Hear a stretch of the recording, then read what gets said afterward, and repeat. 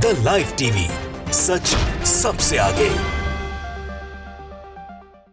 नमस्कार, the live TV आप देख रहे हैं, आपके साथ मैं हूं आदित्य कुमार। जैसा कि हमने आपको बताया कि दरअसल चुनाव अब मंदिर मस्जिद की तरफ जाने वाला है। इस चुनाव में विध्वंस उत्पन्न कराया जाएगा, मेन मुद्दों से आपको भटकाया जाएगा। आपके मेन मुद्दे क्या हैं? आपकी मूलभूत सुविधाएं जो आपको नहीं मिल पा रही हैं। बेरोजगारी सबसे बड़ा मुद्दा है, रोजगारों को लाठी मिल रही है, वो मुद्दे गायब कर दिए जाएंगे।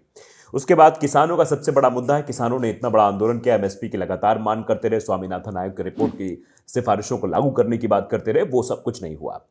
और तीसरी सबसे बड़ी महंगाई है, जिससे आम जनमानस परेशान है। नए नए कानून लाए जा रहे हैं जिनसे नुकसान आम जनमानस का हो रहा। अभी आपने देखा था कुछ दिन पहले पेट्रोल की किल्लत हो गई थी क्योंकि ट्रांसपोर्टर्स ने हड़ताल कर दी थी। ट्रांसपोर्ट यूनियन के जितने भी लोग थे सब हड़ताल पर चले गए थे, समस्या उत्पन्न हो गई थी। तो दरअसल मूलभूत सुविधाओं से वंचित रखना यह सरकार की गैर जिम्मेदाराना हरकत होती है। मूलभूत सुविधाएं जनता तक कैसे पहुंचे, सरकार को इस ओर ध्यान देना चाहिए। लेकिन इस वक्त पूरे देश में एक माहौल क्रिएट करने की कोशिश की जा रही है, वो मंदिर का है। ये कैसे भी करके मंदिर वाला माहौल क्रिएट किया जाए और बहुसंख्यक वोटों में सेंधमारी ना करके बहुसंख्यक वोट को सीधा अपने पाले में किया जाए, जिससे हमारा प्रॉफिट हो जाए, हमारी सरकार बन जाए। सरकार बनाने के लिए क्या यह पैतरा कितना उचित है, कितना सही है, इसका निर्णय आप करेंगे क्योंकि वोट आपको देना है। हम दरअसल बात जिसकी कर रहे हैं वो कर रहे हैं कि किस तरीके से मस्जिदों के विवाद को और उभारा जा रहा है।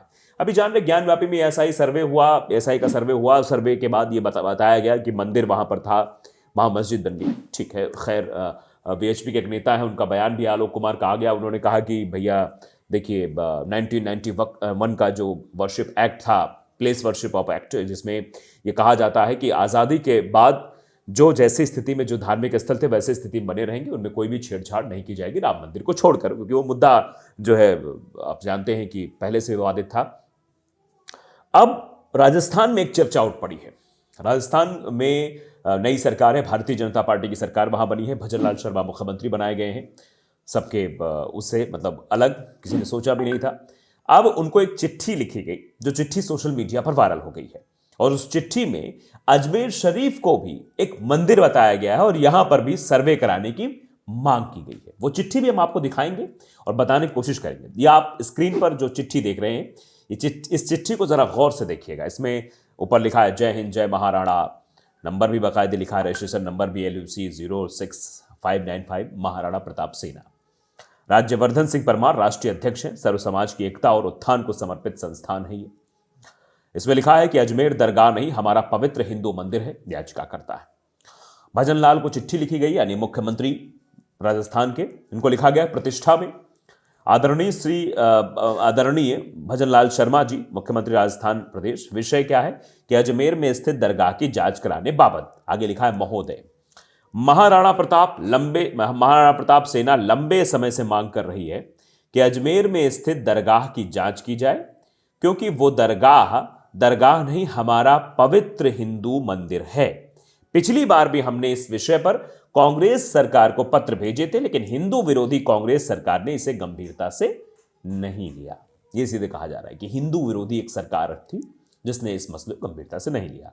राजस्थान प्रदेश के अनेक जिलों में जन जागरण यात्रा करने के दौरान अनेक लोगों ने हमारी मांगों का समर्थन किया है। लिहाजा आपसे अनुरोध है कि जिस तरह आज अयोध्या, बाबरी तथा वाराणसी में स्थित ज्ञानव्यापी की जांच की गई, इसी तरह अजमेर में स्थित दरगाह की भी जांच कराई जाए। अतः संबंध में आवश्यक दिशा निर्देश भारतीय पुरातत्व सर्वेक्षण विभाग को जारी करने की कृपा करें, हम प्रतीक्षा में हैं। राज्यवर्धन सिंह परमार और राष्ट्रीय अध्यक्ष। कैंप कार्यालय का पता भी इसमें लिखा हुआ है, नॉर्थ एवेन्यू मार्केट 71, नई दिल्ली।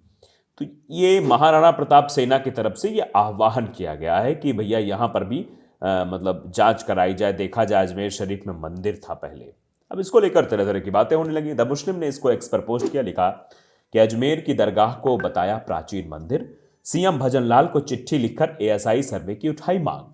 2.5 दिन के झोपड़े को भी लपेटा, 2.5 दिन का जो झोपड़ा है उसको भी मंदिर बताने की कोशिश। ज्ञानव्यापी केस में ASI रिपोर्ट के बाद अब राजस्थान के अजमेर स्थित प्रसिद्ध दरगाह के मंदिर होने का दावा करते हुए महाराणा प्रताप सेवा संगठन के राष्ट्रीय अध्यक्ष परमार ने मुख्यमंत्री भजनलाल शर्मा को एक पत्र लिखा है। इससे पहले महाराणा प्रताप सेना के अध्यक्ष राजवर्धन सिंह परमार तत्कालीन मुख्यमंत्री अशोक गहलोत को भी पत्र लिख चुके हैं, जिसमें उन्होंने पुरातत्व विभाग से दरगाह का सर्वे करवाने की मांग की थी। परमार ने सीएम को लिखे पत्र में कहा था कि हिंदू मंदिर को तोड़कर अजमेर की दरगाह बनाई गई है, इसलिए इसका पुरातत्व विभाग से सर्वेक्षण कराया जाए। इसमें मंदिर होने के पुख्ता सबूत सामने आएंगे। हालांकि उनके पत्र पर किसी तरह का एक्शन या किसी तरह की कार्रवाई नहीं हुई थी। इससे करीब 2 सप्ताह पहले भाजपा सांसद राम चरण बोहरा ने अजमेर के 2.5 दिन का झोपड़ा को वेद पुराणों के प्रसारक का केंद्र बताया है। उन्होंने कहा था कि मोहम्मद गौरी के कहने पर कुतुबुद्दीन ऐबक ने उसे तोड़ दिया था। उन्होंने केंद्र सरकार को पत्र लिखकर इसे मूल स्वरूप में परिवर्तित करने की मांग की थी। बोहरा ने कहा था कि वो दिन दूर नहीं जब एक बार फिर यहां संस्कृत के मंत्र गूंजेंगे, यानी 2.5 दिन के झोपड़े में संस्कृत के मंत्र गूंजेंगे, ये बात कही गई। आप समझ रहे हैं कि किस तरीके से टारगेट करने की कोशिश हो रही है, इन मसलों को हवा देने की कोशिश हो रही है, और इससे आप जानते हैं किस तरीके से एक माहौल जो है वो क्रिएट करने की कोशिश जरूर की जा रही है। तो साफ तौर पर आप देखिए, और ये खबर हर जगह वायरल हो रही है। देखिए, हिंदुस्तान पर भी है कि ज्ञान व्यापी के बाद अजमेर दरगाह पर हिंदू मंदिर होने का दावा, सीएम भजन लाल से यह मांग उठाई गई है। राजस्थान के अजमेर में महाराणा प्रताप सेना के राष्ट्रीय अध्यक्ष राजवर्धन सिंह परमार ने अजमेर दरगाह में पवित्र हिंदू मंदिर होने का दावा किया है। सीएम भजन लाल शर्मा को पत्र लिखा है। महाराणा प्रताप सेना के अध्यक्ष राजवर्धन सिंह परमार ने सीएम को लिखे पत्र में कहा, महाराणा प्रताप सेना लंबे समय से मांग कर रही है कि अजमेर में स्थित दरगाह की जांच की जाए, क्योंकि वो दरगाह नहीं, हमारा पवित्र हिंदू मंदिर है। पिछली बार भी हमने इस विषय पर कांग्रेस सरकार को पत्र भेजे थे, लेकिन हिंदू विरोधी कांग्रेस सरकार ने इसे गंभीरता से नहीं लिया। राजवर्धन सिंह परमार ने कहा कि राजस्थान प्रदेश के अनेक जिलों में जन जागरण यात्रा के दौरान अनेक लोगों ने हमारी मांगों का समर्थन किया है। लिहाजा आपसे अनुरोध है कि जिस तरह आज अयोध्या, बाबरी तथा वाराणसी में स्थित ज्ञानव्यापी की जांच की गई, इसी तरह अजमेर में स्थित दरगाह की भी जांच कराई जाए।